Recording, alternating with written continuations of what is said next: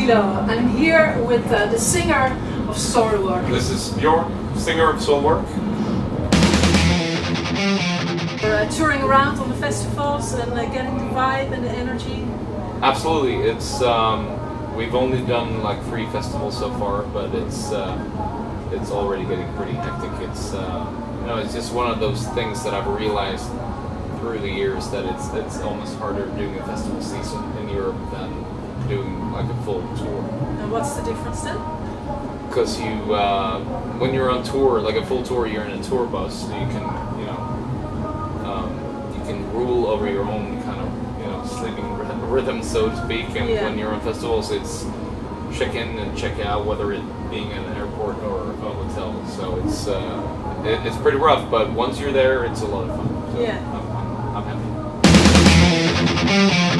And while you're touring, soon there's going to be like a new kind of a release coming up on the 19th of August, I believe. The album Death Resonance. It's kind of a rarity collector's album. Can you tell a little bit more about that release?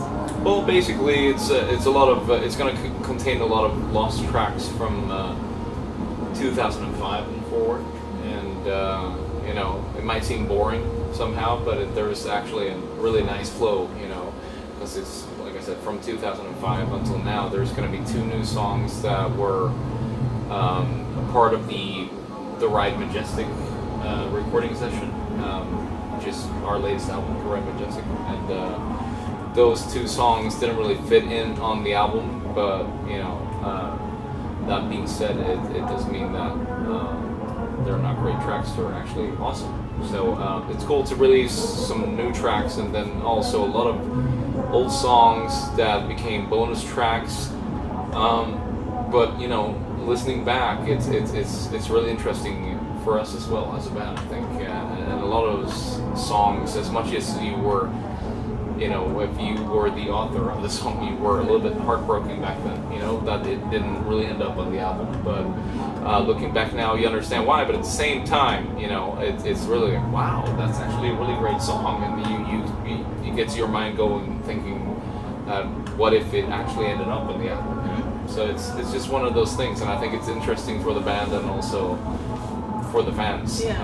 So it has a really interesting flow. You can follow the band from 2005 up till now. Is there a particular reason to release it right now, actually, this year? I wouldn't say so. There's not any real strategy behind it or anything like that. Not really. We released The Ride Majestic, I think it was in August or September last year, and here we are almost a year later, and still touring for that album. Yes, and it's just one of those things. You might as well release those songs, because when we did release, for example, the EP, which was exclusive for Japan, which was called Beyond the Infinite. A lot of European fans and American fans were like, "Oh, what is this? What is this? Why can't we get it?" And there's been a lot of hype about that EP, and people really seem to like it. And finally, it's available for every fan. Yes, and that's only fair. So, already mentioned touring a lot, but we also heard that your drummer is filling in Megadeth in the same period of time. How is that going, and what effect has it on Soilwork? Well, I'm sure it's going to attract some new fans as well, and we played Sweden Rock Festival, which is, I guess, one of the bigger festivals in Europe when it comes to metal and rock, and it was almost surreal to watch Dirk, count in for Hangar 18. It was really cool to see him play live, and he did fantastic. I think they sounded really, really good, and it's just one of those bands that you grew up with, and now your drummer is playing with that band. So it was definitely a surreal feeling, watching him. But it's really cool to see, and he definitely deserves it. What do you think Soilwork contributed to the metal scene in general, actually, to the history of metal? Well, for a while it was kind of hard to grasp, but what kind of impact we had on the metal scene, but we've seen year after year that, especially in the American scene with Natural Born Chaos, has almost turned into like a cult classic among metalcore bands, for example, in the States. And there's been so much name dropping, and it's kind of, I was like, wow, like Killswitch Engage, they definitely name dropped us a bunch of times. And so I think we were one of the originators who took kind of like the Swedish sound and moved forward and developed that sound, obviously with screams and clean vocals, and I think we still do it in a pretty unique way. Do you still have ambitions with Soilwork? What do you want to accomplish, let's say from now till within 5 years? Hard to say. I mean, I think we're, of course we still have dreams, and when we always want to become better songwriters, and we still develop as a musician. I think as far as a vocalist, I've been a little bit of a late bloomer in a sense. I think because it was a pretty big step, going from screaming vocals, and I never really had any dreams of becoming a singer. I was a guitar player, and then I became a singer.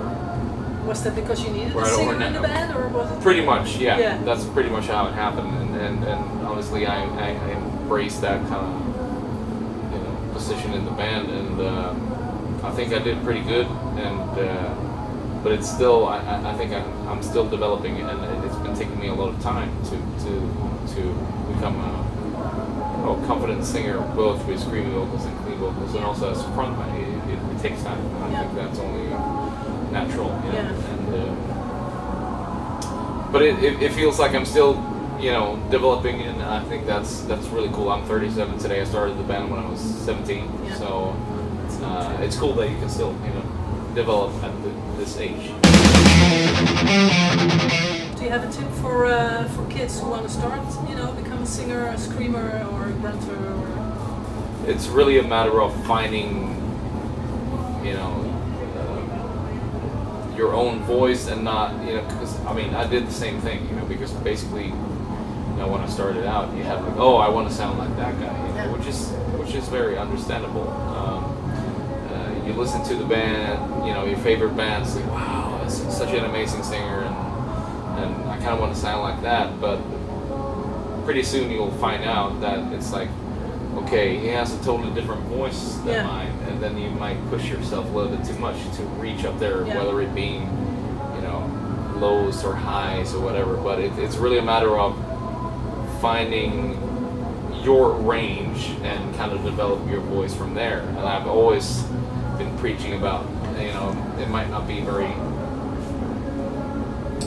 metal to talk about falsetto, but then again, we talk about classic heavy metal like Rob Halford. There's a lot of falsetto in there. And I think it's very important to build up a really strong falsetto. I feel that's the key to whatever voice you want to use in the future. So build up a strong falsetto and find your own voice, your own kind of range. What do you want to say to your fans right there in Canada? Well, hello there. Thanks for being very loyal. It's a pleasure being here once again, and